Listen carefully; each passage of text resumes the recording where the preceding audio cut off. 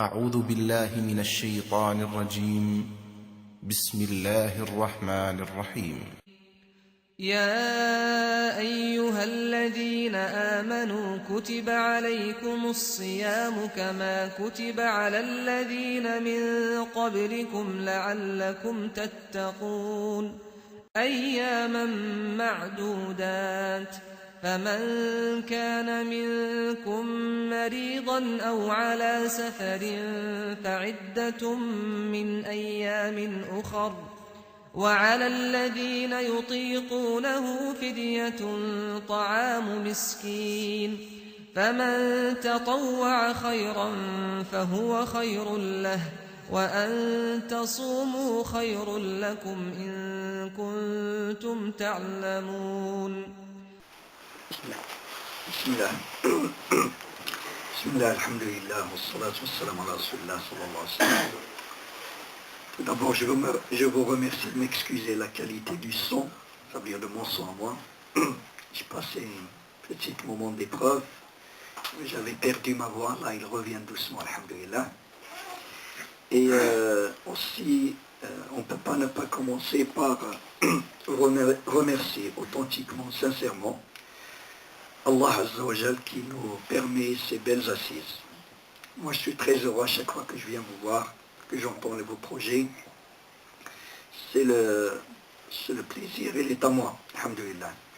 Puis je vous remercie, comme il a dit notre cher frère, les grands comme les petits, les hommes comme les femmes qui sont présents. Et nous prions Allah Azza wa Jal qui nous donne cette faculté de mettre en pratique ce qui est utile pour nous dans notre cheminement vers lui. À chaque fois, quand il s'approche de Ramadan, depuis des années, moi-même, et peut-être il y en a d'entre vous qui vont se reconnaître sur ce que je vais dire, on met des souhaits pour Ramadan. On se dit, Inch'Allah, ce sera le meilleur Ramadan de ma vie. Je vais faire ceci, je vais faire cela. Peut-être on met des plannings avant. Mais ce qui se passe, quand il commence Ramadan, Masha'Allah, les mosquées sont pleines. Et nous-mêmes, on est dans un état spirituel extraordinaire. Mais quand il passe la première dizaine de Ramadan, on rentre dans la deuxième, ça commence à diminuer. Cette flamme commence à s'éteindre. Et quand il vient les 10 derniers jours de Ramadan, c'est le contraire. Au lieu qu'on redouble d'efforts, on voit beaucoup de personnes, presque ils abandonnent. Et à la fin du Ramadan, qu'est-ce qu'il y a? C'est le remords. Hélas, j'aurais pu faire ceci et cela. J'aurais pu faire, eh bien moi juste je veux que vous accompagnez avec moi à la fin du Ramadan.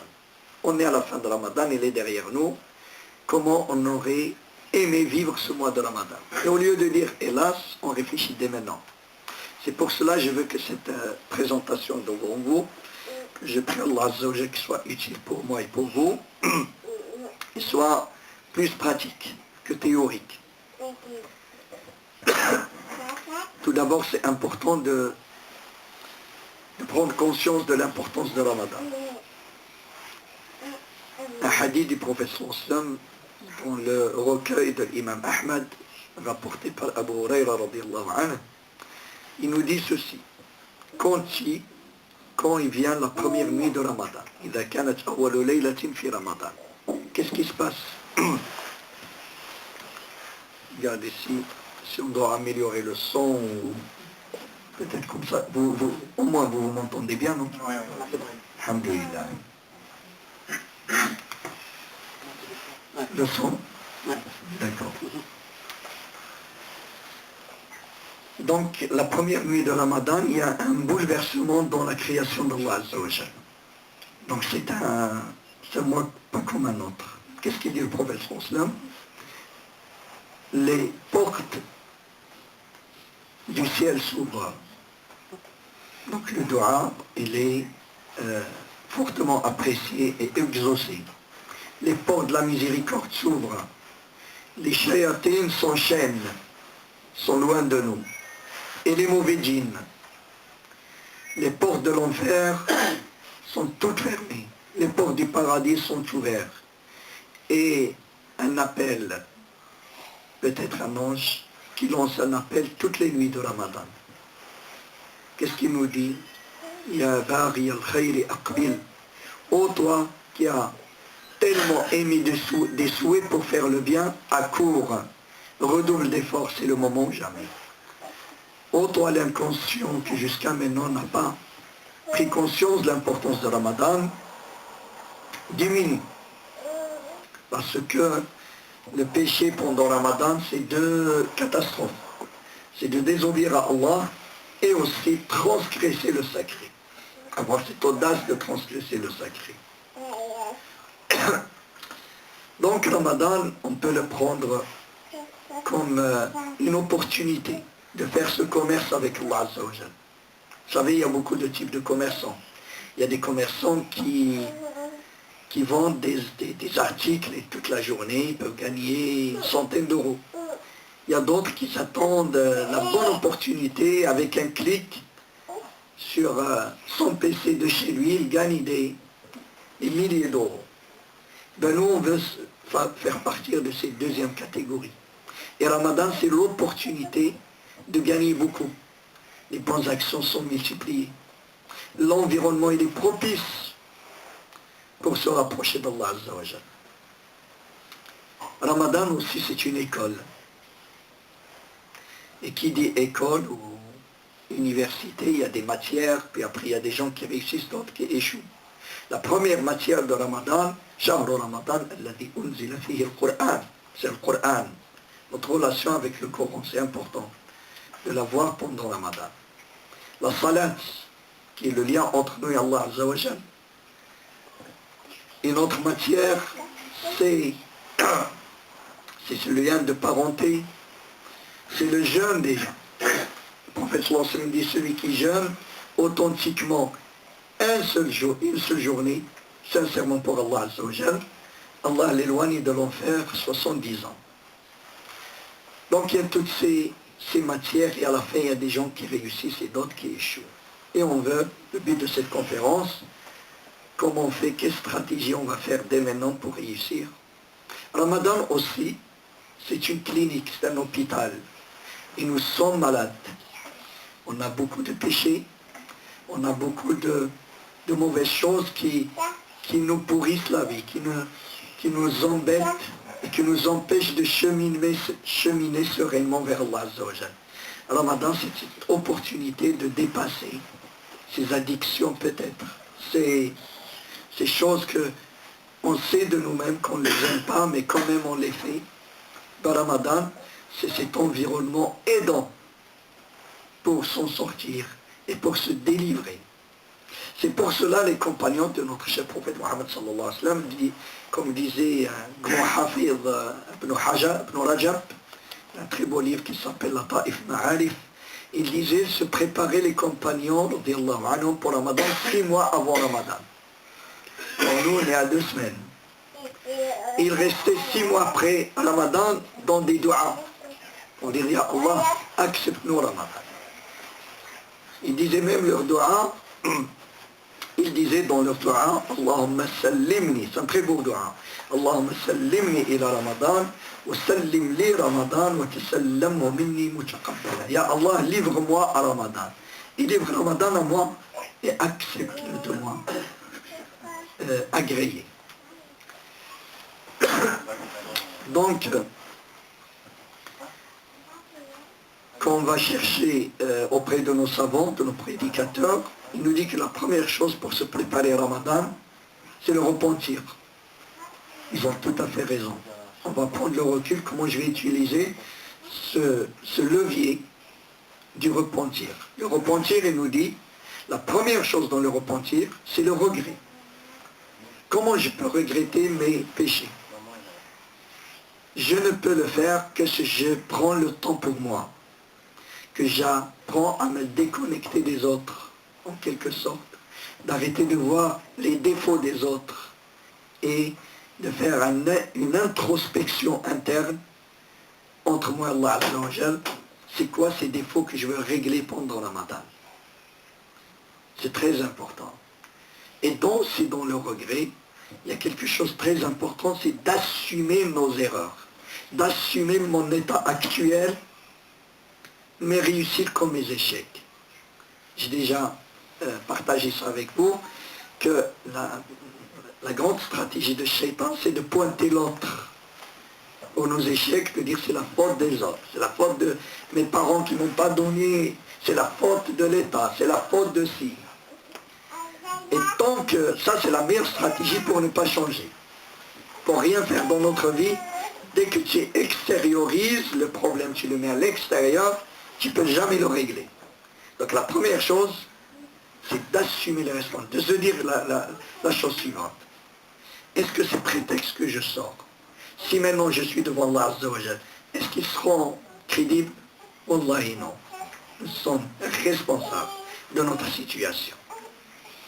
Ils nous disent aussi, c'est d'arrêter de faire ce qu'on fait, des péchés, et de promettre à Allah de ne plus les refaire, et de réparer à la limite de notre possible. Sauf que, il y a beaucoup de personnes qui me disent, oui, moi j'ai envie d'arrêter. J'ai envie d'arrêter de faire ci, mais j'arrive pas. C'est pour cela qu'on dit que le Ramadan, c'est une occasion d'or. Partons, qui nous ramène maintenant à la deuxième stratégie, qui est très importante, qui est la planification. La préparation, c'est la planification, c'est prendre au sérieux. Et ce mot-là, malheureusement qui est étrange dans notre jargon musulman, quand vous lisez correctement le Coran, vous le savez trouver, ou bien la vie du prophète sallallahu, vous allez trouver que tout était planifié. Rien n'était laissé entre parenthèses au hasard. Je vous donne deux exemples. Un des grands prophètes d'Allah Azza wa Jal, c'est le prophète Yusuf alayhi salam.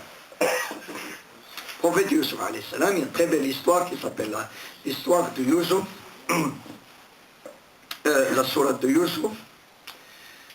Il était à un certain moment avec les Égyptiens. C'était qui ces Égyptiens?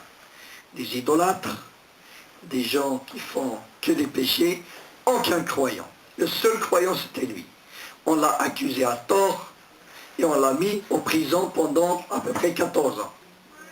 Et à un certain moment, le roi, il va avoir un rêve. Et Yusuf, alayhi salam, avec l'expertise qu'Allah lui a donnée, il va comprendre qu'il y a une catastrophe qui va qui va arriver à l'Égypte. L'Égypte, il va être anéantie. Alors c'était quoi le raisonnement de Yusuf alayhi salam?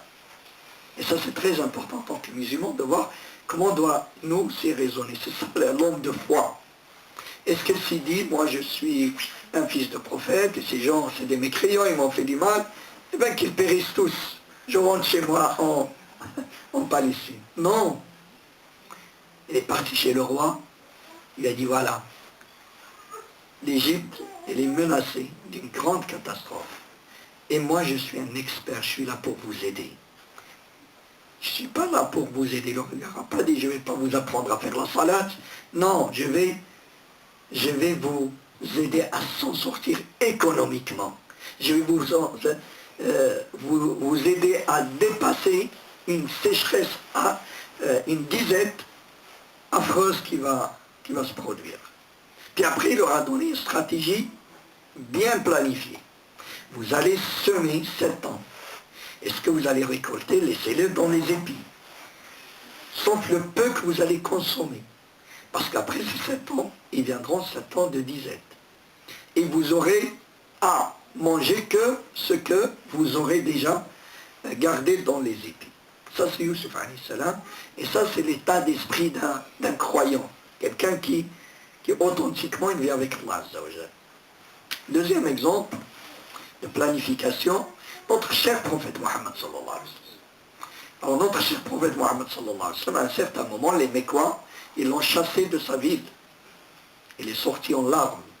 Il regardait la Mecque et il disait, je jure par Allah que tu es la meilleure terre de Allah, la plus chère dans mon cœur. Et si on ne m'a pas chassé, si on ne m'a pas poussé à partir, je ne t'aurais jamais quitté. Mais comment il a fait cette hijra? Comment il a fait? Il a planifié, il a laissé rien entre parenthèses au hasard. Il a préparé de longue date la monture, un ami fidèle qui est Abu Bakr radiallahu anhu. On disait même là, parmi les raisons de son mariage avec Aïcha radiallahu anha, c'était cette préparation pour que les ennemis ne doutent pas quand ils voyaient Abu Bakr rentrer chez lui. Il vient chez sa femme, chez sa fille en quelque sorte. Qu'est-ce qu'il a fait le prophète sallallahu alayhi wa sallam? C'est très important de dire que en ce moment, Allah Azza wa Jalla lui a révélé un verset très important qui lui dit Wallahu ya'asimuka minan nas. Le sens, c'est que aucun être humain, à part dorénavant, ne peut t'attaquer physiquement. C'est impossible. Ni ils peuvent te frapper, ni ils peuvent te tuer. Donc il est tranquille. Qu'est-ce qu'il a fait?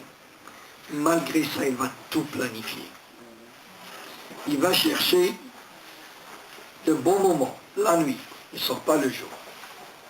Il est protégé. Allah lui a donné cette immunité. Il aurait pu leur dire, écoutez, moi je pars à midi. Et Omar radiallahu anhu, il a fait pareil. Omar, tellement qu'il était courageux, il est parti les voir, il leur a dit, écoutez bien, moi je vais faire l'hijra, je vais à midi. Celui qui veut me suivre, celui qui veut perdre, que ses enfants ne pleurent, qu'il me suit. Est-ce que Mohammed sallallahu alayhi wa sallam, est-ce que Omar il était plus courageux que Mohammed sallallahu alayhi wa sallam? Non.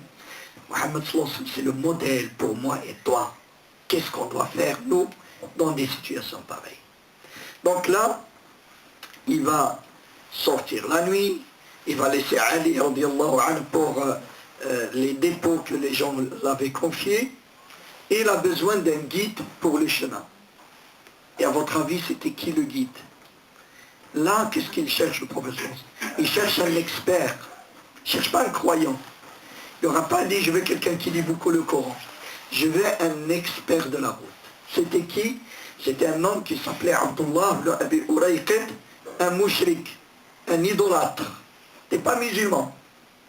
Ça n'a pas empêché Mohammed sallallahu alayhi wa sallam de lui faire confiance, de lui confier sa vie dans cette mission. Dans cette mission parce qu'il était le plus expert dans ce domaine. Il a mené à bien sa mission. Il va rester 3 jours dans une grotte, Mohammed sallallahu alayhi wa sallam. Et regardez, c'est quoi quand tu planifies, tu te donnes tous les moyens. C'est quoi le tawakkul? Mettre ta confiance en Allah Azza wa Jal. C'est quand, malgré ça, les mouchriquines, ses ennemis sont arrivés jusqu'à la grotte. Et Abu Bakr lui dit à Rasulallah, c'est quelqu'un juste, il jette son regard vers ses pieds, va nous voir, on est juste au-dessous, ils sont là. Il dit, ne t'afflige pas, ya Abu Bakr, ne sois pas triste. Que penses-tu de 2 personnes, Allah est leur 3e? Allah est avec nous, ya Abu Bakr. Le prophète sallallahu alayhi wa sallam nous apprend que c'est ça la vraie confiance en Allah. C'est pas la paresse, c'est que tu te donnes tous les moyens et ton cœur il est avec Allah. Les membres, ils bougent et le cœur est apaisé. Ça arrivera que ce qu'Allah a destiné pour nous. Donc il a tout planifié, Mohammed sallallahu alayhi wa sallam. Un jour, un bédouin il est venu prier avec le prophète sallallahu alayhi wa sallam et à la fin il est venu le voir. Il dit, Ya Rasulallah, je viens prier avec toi, on me vole ma chamelle. Ça arrive des fois, ça me rappelle des jeunes. La première fois qu'ils viennent à la mosquée, il a eu des baskets trop chères. Quand il veut sortir, il rentre avec des sandales de toilette parce qu'on lui a piqué. Il dit, je ne reviens jamais à la mosquée. C'est une épreuve. Qu'est-ce qu'il lui a dit, le professeur? Il a dit, comment ça? Est-ce que tu l'as attaché, tu as pris le soin de bien l'attacher avant de rentrer prier? Il a dit, non. Moi j'ai mis ma confiance en Allah. Il lui a dit, c'est devenu maintenant un proverbe, I'aqilha wa tawakkal. Ô bédouin, attache-la bien et mets ta confiance en Allah. C'est ça le vrai tawakkul.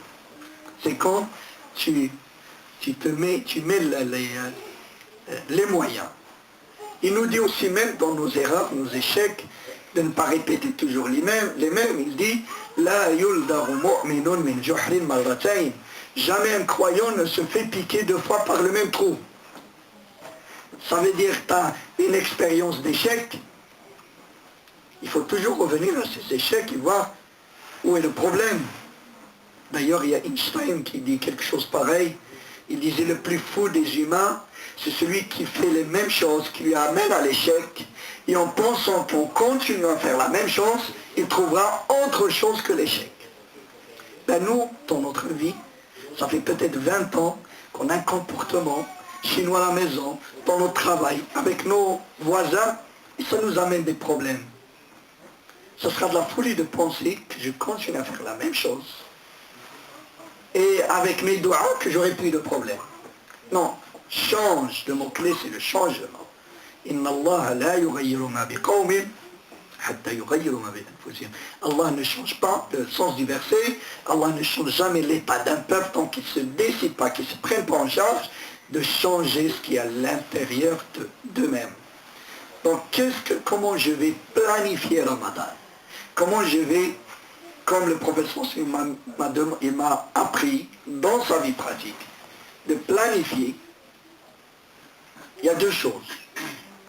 Il y a une mission, une raison pourquoi Allah Azza wa Jalla m'a créé sur cette terre, qui est très claire.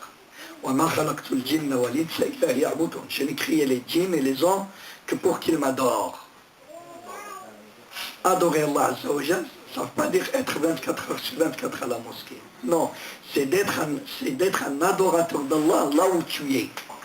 D'être abd lillah, serviteur d'Allah, quand tu es devant ta maman et ton papa.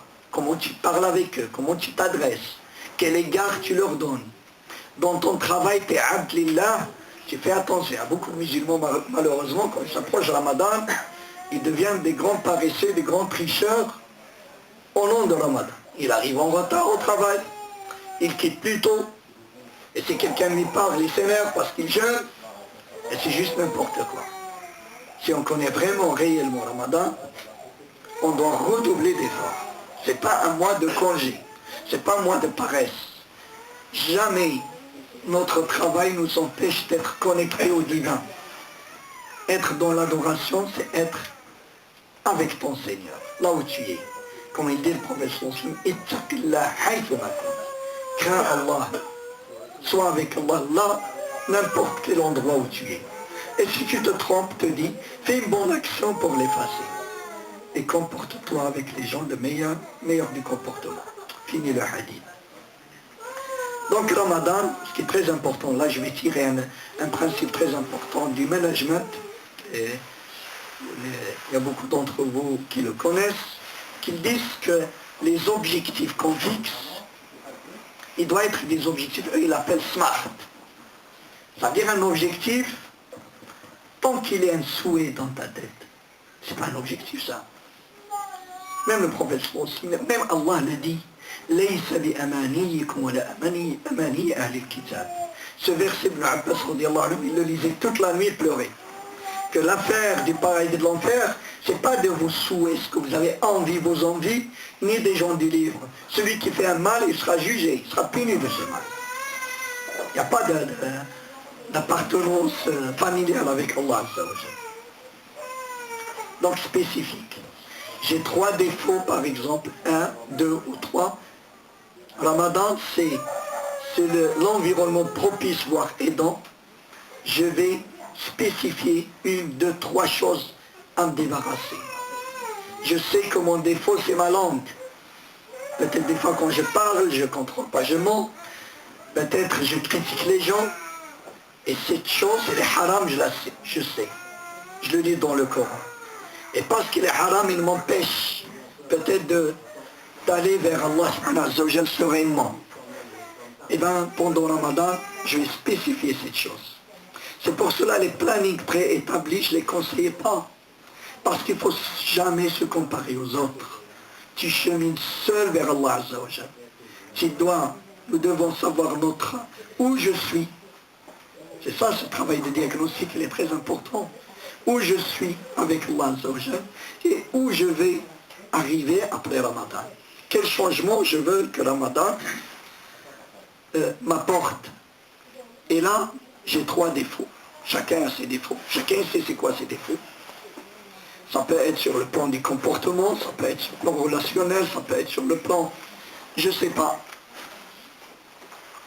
Et 3 obligations dans l'ordre de cette adoration que je néglige. Peut-être que je ne suis pas sérieux à Salat Sobh. Salat Sobh, je la règle avec l'heure du travail. Hein, peu importe que ce soit après le lever du soleil, et je sais que c'est très grave, que le prophète sallallahu dit c'est un signe d'hypocrisie, de ne pas prendre soin de sa prière, de sa salat. Et je spécifie mon cheval de bataille, mon objectif à atteindre, c'est de faire la salat correctement. Ça peut être le Coran, il passe des jours et des jours que je ne lis pas le Coran. Au lieu de dire pendant le Coran, le Ramadan, je vais lire 2-3 fois, non, à partir de maintenant, j'attends pas Ramadan, tous les jours je vais lire 2-3 pages. Puis après, j'augmente doucement. Donc, spécifier 1 ou 2 ou 3 objectifs à atteindre, 1, 2 ou 3 défauts pour me délivrer, me débarrasser. Ils disent aussi qu'il doit être mesurable. Ça veut dire que ce que je vais mettre, je dois voir pendant la première semaine, quelques jours après Ramadan, savoir si ces objectifs, c'est ce que j'ai fixé, je suis dans le bon chemin ou non. Je vais en train de voir avec vous le SMART. Le A comme ambitieux, quelque chose qui me mène, qui me propulse vers l'avant. Mais le R aussi, c'est réaliste. Je n'ai pas des objectifs que je ne vais pas atteindre. Je ne vais pas me comparer aux autres. Aux autres qui ont la facilité de lire le Coran et je dis je vais faire comme eux. Non, je vais vraiment faire quelque chose. Je vais me comparer à moi maintenant. Je dois être meilleur après Ramadan. Et inscrit dans le temps qui est le temps de Ramadan. Et moi je rajoute quelque chose que je trouve hyper important. Les objectifs, c'est de les écrire. Parce que quand tu les écris, ils sont devant toi, ce sera une très grande motivation pour les doigts. Les doigts, quand tu vas les demander à Allah Azza wa Jalla, ce sera plus fort. Vous savez, quand vous sortez du métro, trouvez deux types de gens qui demandent l'argent. Un qui t'harcèle, qui vient pratiquement, il va te frapper. Donnez-moi d'argent. Et l'autre, tu le trouves, il est assis tranquille, en train de jouer de la musique. Bonjour, quand tu pars, au revoir. À votre avis, qui gagne le plus à la fin de la journée? Le premier ou le deuxième? Eh bien, c'est le premier, c'est pas le deuxième. Parce que l'autre, il demande, toi tu dis, je ne le donne pas, mais 5, 10 personnes ne le donnent pas, le 11e, lui, il mise sur le 11e. Pourquoi? Parce qu'il demande. Ce qu'on a envie doit être clair, et on le demande à Allah Azza wa Jalla, avec force, avec insistance, avec humiliation, on le demande à Allah subhanahu wa ta'ala. C'est très important qu'on planifie, que ce soit écrit, que ce soit vraiment clair devant nous ce qu'on veut, nos objectifs à atteindre. Et la troisième stratégie, et aussi elle est très importante, je vais l'appeler al-hijra wa al-suhba. Je commence par al-hijra pour vous dire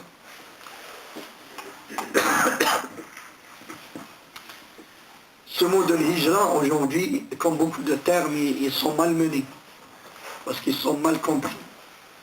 Le prophète sallallahu alayhi wa sallam, on va revenir à ce qu'il dit le prophète sallallahu alayhi wa sallam. Il te dit al-muhajiru man hajara manaha Allah anhu. Le vrai muhajir, celui qui fait le hijra des péchés, le hijra des choses négatives qui t'éloignent d'Allah Azza wa Jalla. Donc Ramadan, je prends ce principe.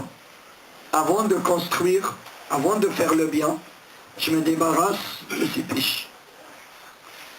Mais pour atteindre cet objectif qui est de me débarrasser des péchés, des fois, ma religion, ma réalité m'impose de quitter des gens que j'aime pendant un temps déterminé. Par exemple, quelqu'un qui est fumeur, il va arrêter de fumer. Mais tous ses amis, c'est des fumeurs. Non, si tu as réellement envie d'arrêter, éloigne-toi des fumeurs à un certain moment. Quelqu'un qui a ce défaut de langue, et pendant le Ramadan, tu ne vas pas faire ses péchés, eh bien tes amis, je t'aime et on a la même maladie. Le bien pour toi et pour moi, pendant le Ramadan, ni tu me vois, ni je te vois. Après le Ramadan, Inch'Allah, je serai guéri, je viens pour t'aider. Donc quitter des personnes qui ont la problématique que tu veux ou le péché que tu veux, qui t'embête, il est très important. Et des fois, ça peut nous imposer même de quitter un lieu pour aller dans un autre lieu. C'est pas de quitter la France pour aller, je sais pas où, non. Juste peut-être, je suis dans un lieu qui est nocif pour l'éducation de mes enfants. Les statistiques disent que c'est dans le 93, je ne sais pas, dans cet endroit, 80% des enfants sont dans la délinquance. Eh bien, le croyant, il est attaché à Allah, il est attaché à l'endroit. Peut-être si je prends la décision d'aller 30-40 km loin pour mieux éduquer mes enfants, peut-être c'est quelque chose de demandé. Donc pendant le Ramadan, ce qui est très important, c'est d'être entouré par des bons amis. Ce qu'on appelle la sohba. C'est pas pour rien que Mohammed sallallahu alayhi wa sallam autour de lui, on les appelait sahaba. C'est cette compagnie. Et la compagnie, c'est quoi? Le fond de la compagnie. Pour profiter de la compagnie de quelqu'un, tu ne peux pas profiter si tu ne fais pas un travail sur toi, sur toi-même. Un jour, je partage ça avec vous, j'ai demandé à un grand, j'étais jeune, je voyageais beaucoup. J'ai rencontré l'une des meilleures rencontres de ma vie, un très grand savant, pour moi. C'était en Inde, une ville qui s'appelle Lucknow, s'appelait Abul Hassan Nadwi. Même ses écrits aujourd'hui, qui sont beaucoup traduits en français, sont excellents. Cet homme, il était exceptionnel. Et je me rappelle, je lui posais cette question. Je dis, il y a beaucoup de jama'at. Cheikh, il y a beaucoup de jama'at. Qu'est-ce qu'il me conseille? Et tous ils disent, moi je suis le vrai, les autres, ils sont loin. Il m'a donné un exemple et je ne l'oublie jamais dans ma vie. L'exemple de l'abeille. Vous savez, l'abeille? L'abeille, tu les trouves dans les belles endroits, dans un jardin. Mais dans le jardin, tu peux trouver une poubelle à côté. L'abeille ne s'intéresse pas de cette poubelle. Il va dans les fleurs. Et dans la fleur, il y a des épines. L'abeille ne s'intéresse pas à ça. Il va directement au pollen. Suivez cet exemple. C'est pour cela ce qui sort de son ventre, c'est du miel. Shifa'ul linnas. Un remède pour les gens. Il m'a dit, sois comme l'abeille. Fréquente tous les musulmans avec un cœur sain. Et quand tu fréquentes les musulmans, c'est comme ces fleurs, ils ont des défauts. Ne vois pas leurs défauts. Cherche ce qui est de meilleur en eux. Comme ça, tu vas développer que des choses belles. Et ne sois pas comme la mouche. La mouche, il va que dans les mauvais endroits. La mouche, il va que dans les mauvais endroits. Et même s'il y a une fleur perdue, il ne s'intéresse pas à la fleur. Il prend que les microbes. Et bien, ce qui sort de la mouche, que les microbes, c'est les gens qui fréquentent les mauvais endroits, les mauvaises personnes. Tu peux trouver dans des mauvais endroits, dans des bars, tu peux trouver des gens qui ont des principes, des gens qui sont honnêtes. Mais lui, cette mouche, ça ne l'intéresse pas. Il prend que ce qui est mauvais. Et c'est qu'aujourd'hui, toujours dans le développement personnel, on appelle la modélisation de l'excellence. Je suis dans mon travail et je trouve quelqu'un qui a une qualité religieusement demandée, mais moi en tant que musulman, je ne l'ai pas, et lui il n'est pas musulman, il a, par exemple, la ponctualité. C'est très important que je m'approche de cette personne. Et je peux même lui poser des questions. Comment tu fais pour être ponctuel? Et je vois sa stratégie, comment il fait, comme ça je veux pas prendre de lui sa mécréance, qu'il est chrétien ou juif ou athée, c'est pas ça qui m'intéresse. Mais je vais prendre quelque chose qui est dans ma religion, que lui il a en pratique.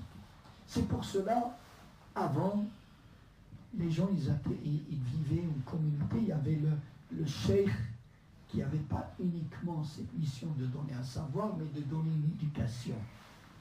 La tarbiya.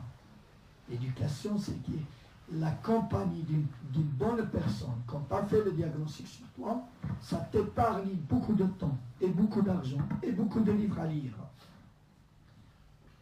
Tu peux lire jusqu'à 10 ans sur l'importance de faire la prière de la nuit. Mais quand Allah mettra dans ton chemin quelqu'un qui a réellement cette qualité, et que tu dormiras à côté de lui, et qui se lèvera discrètement et que tu l'entends pleurer devant Allah Azzawajal, c'est plus utile que beaucoup de livres. Ce que je dis à mes élèves et mes enfants, cette compagnie, je suis resté une semaine avec Abou Hassan Nadwi rahmatullah alayh. Pour moi, c'était plus riche que 10 ans d'apprendre le savoir. C'est très riche, la compagnie des gens.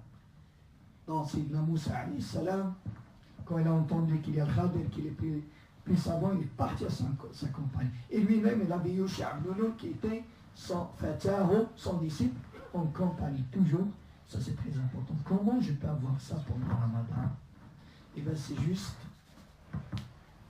de voir quelqu'un, un ami, que je vais lui apporter, qui va m'apporter, et qu'on se promet de faire des choses ensemble. Le binôme, il est très important, le binôme. De ne pas s'isoler.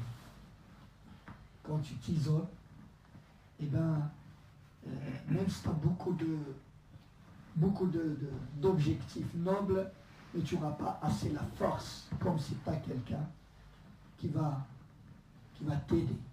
Mais fais attention à cette personne. Le professeur aussi dit Al-mar'u ala dini khalilih. Chaque personne, il a le degré de religiosité de son ami. Je finis par, dans cette stratégie, de vous dire deux versets du Coran. Un verset qui parle d'une très très belle histoire de deux amis de Banu Israël. Un, il était croyant, l'autre, il était mécréant. Ils ont fait un commerce entre eux, ils ont gagné énormément d'argent, et à un certain moment, ils ont dit, on va partager. Chacun il a pris sa partie.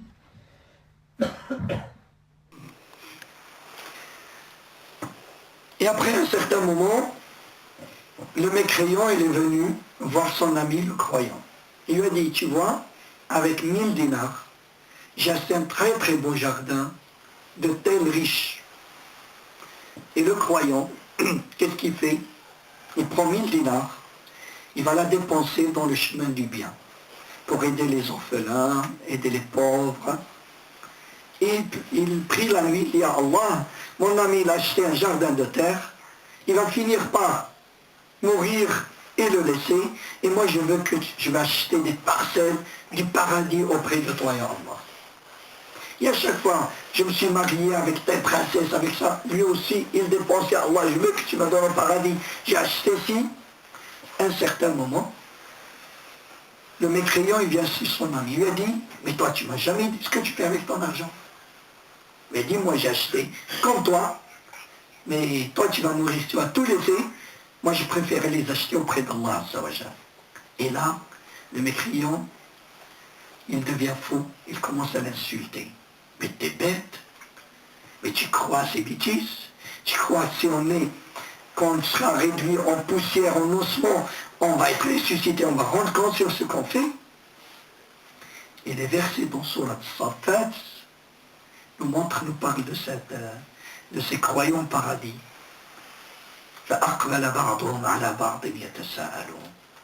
Ils commençaient à se poser des questions. Et un, il a dit, Inni kana li qarin. Qala qa'ilun minhum. L'un d'eux, il a dit, j'avais un compagnon, un ami sur terre.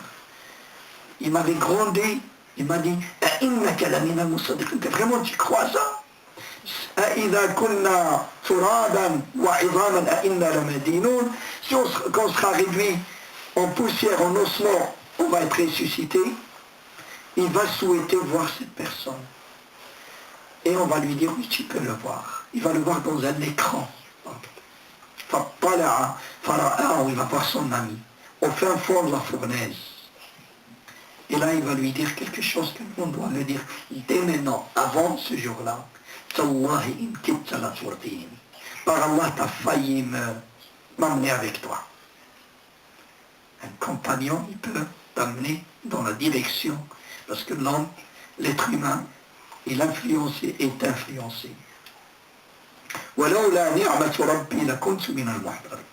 S'il n'y avait pas cette bienfait d'Allah, cette résistance qu'Allah m'a donnée, je serais déjà avec toi.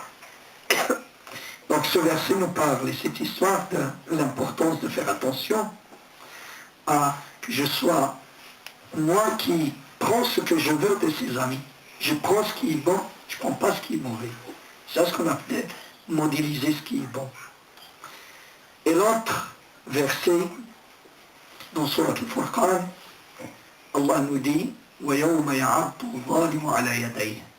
Le jour du jugement, ce jour-là, où l'injuste, il mordera ses deux mains de peine et de regret, de remords. Il dira Ya laytani ittakhadhtu ma'a ar-rasuli sabila. Hélas, j'aurais aimé suivre le chemin du messager. Hélas, j'aurais aimé ne pas prendre un tel et un tel comme ami. Il m'a égaré du chemin. Donc les amis, c'est très important de choisir son ami. Et aujourd'hui, il y a une autre forme d'ami qu'il faut faire attention, surtout les jeunes. C'est cet ami virtuel. C'est ce téléphone dans ta poche. C'est Facebook, c'est Twitter, c'est des amis. Tu peux les utiliser à bon escient et d'avoir des amis qui te propulsent vers l'avant. Tu ne les as jamais vus, il est aux États-Unis, il est en Afrique, etc. Mais que tu peux aussi l'utiliser pour le jour du jugement te mordre les mains par remords et dire j'aurais aimé ne pas être avec un tel ou écouter l'autre. Donc Ramadan, mes chers frères, c'est très important pour pouvoir, si on est sérieux pour atteindre nos objectifs, de s'entourer avec des personnes positives et de s'éloigner des personnes nocives. Il y a des personnes nocives qui t'apportent rien. Ça ne veut pas dire qu'on va les s'éloigner, les écarter, non. Mais pendant le Ramadan, on a un objectif bien précis. Et ça nous amène à la quatrième stratégie qui est as-sabr. Le prophète Mohammed, quand il a qualifié Ramadan, il a dit wa huwa shahru sabr wa sabru thawabu al-jannah. C'est le mois de sabr. Je ne vais pas tarder parce que j'ai déjà fait une conférence sur le sabre. On a dit le sabre, ce n'est pas la patience, mais c'est trois dimensions. C'est cette énergie qui te pousse à faire le bien, et c'est cette résistance au péché, et c'est cette dignité quand tu es touché d'une catastrophe, d'un problème. Tu dis Inna lillahi wa inna ilayhi raji'un, tu n'amplifies pas la catastrophe. Mais comment j'utilise ce levier pour le Ramadan? Et bien pendant le Ramadan, ce que je vous dis, ce que vous allez entendre, comment bien se préparer le Ramadan, il y a d'autres personnes qui préparent le Ramadan pour vous. Il faut avoir ça pour résister. Les supermarchés sont les nommés. Ils préparent très très bien le Ramadan. Et beaucoup de musulmans, ils sont très contents. Masha'Allah. Supermarché, on dirait qu'il est devenu musulman. Les dates, même les livres. Malheureusement, c'est juste un indice pour nous montrer qu'on est vraiment très très très bas. Parce qu'on leur a montré que le Ramadan, c'est le mois de la consommation. C'est pas le mois de l'adoration. Et ils ne s'intéressent pas à ta religion, tu te trompes, ils s'intéressent à ton porte-monnaie. Aujourd'hui, qu'on donne des statistiques de combien les musulmans mettent à la poubelle pendant le Ramadan, mais c'est juste honteux. Et bien comment je vais dire non, je refuse d'être dans le suivisme de ce mauvais modèle. Comme il dit le professeur, ne sois pas je suis avec, ne sois pas sans personnalité. Si les gens font du mal, je fais, s'ils font le bien, je fais. Il te dit non, préservez-vous, quand les gens font le bien, faites le bien. S'ils font le mal, non. Il y a beaucoup de mal dans nos cultures. Le premier, c'est le gaspillage. Est-ce que je vais avoir ce sabre gaspillage? Et je vais avoir ce courage de dire à ma femme que toi aussi tu t'es demandé, comme moi, de faire de ce mois un mois de spiritualité. C'est pas moi de la cuisine, c'est pas moi de ne pas sortir de la cuisine, c'est du n'importe quoi. Le temps, il est très cher pendant le Ramadan. Qu'est-ce qui se passe pendant le Ramadan? On mangeait 3-4 fois, on va manger 2 fois. Où est le problème? Mentalement, psychologiquement, admettons que c'est normal d'avoir faim. Il y a des gens qui ont faim toute leur vie. Où est le problème si j'ai faim? Pourquoi la nuit je vais manger par peur d'avoir faim?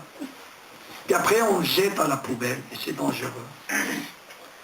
Les amis, il y a des amis qui vont te dire Oui, on a bien jeûné, alhamdoulilah. Mais il y a une soirée à Paris, dans tel chicha, dans tel café.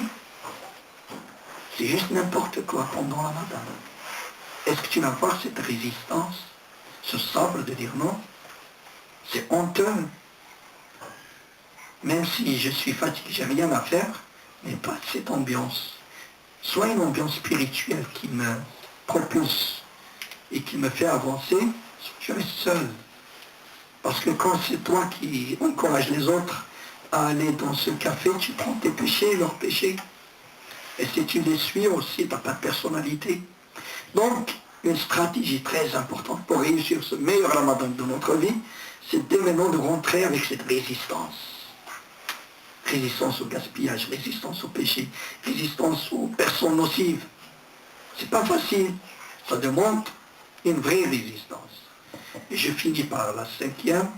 Et si je finis par cette 5e, c'est pas parce qu'elle est la moins importante, au contraire, elle est la plus importante.